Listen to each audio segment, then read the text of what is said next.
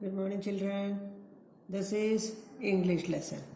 Lesson number 2, Rajaram Mohan Roy.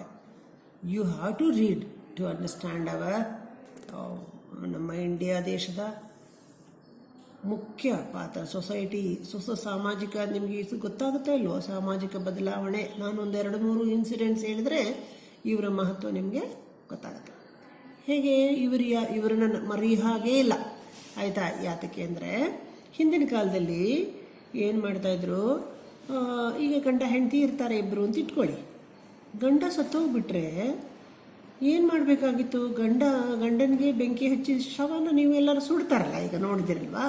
ಹಾಗೆ ಸುಡ್ತಿದ್ದಾಗ ಜೀವಂತವಾದ ಹೆಂಡತಿಯನ್ನು ಬಲವಂತದಿಂದ ಗಂಡ ಸತ್ತ ಮೇಲೆ ನಿನಗೇನು ಮಕ್ಕಳನ್ನೆಲ್ಲ ನಾವು ನೋಡ್ತೀವಿ, ಇದು ನಿನ್ನ ಧರ್ಮ, ನೀನು ಸಾಯಬೇಕು ಗಂಡನ ಜೊತೆಗೇನೆ ಅಂದ್ಬಿಟ್ಟು ಅವಳನ್ನು ಪಾಪ ಆ ಉರಿಯೋ ಬೆಂಕಿಗೆ ಗಂಡನ ಹೆಣ ಬೇಯ್ತಾ ಇರ್ತಿತ್ತಲ್ವಾ, ಅದಕ್ಕೆ ಬೆಂಕಿಗೆ ಹೆಂಗಸನ್ನ ಜೀವಂತವಾಗಿದ್ದವಳ ಹೆಂಡತಿಯನ್ನು ಹಾಕ್ಬಿಡ್ತಿದ್ರು.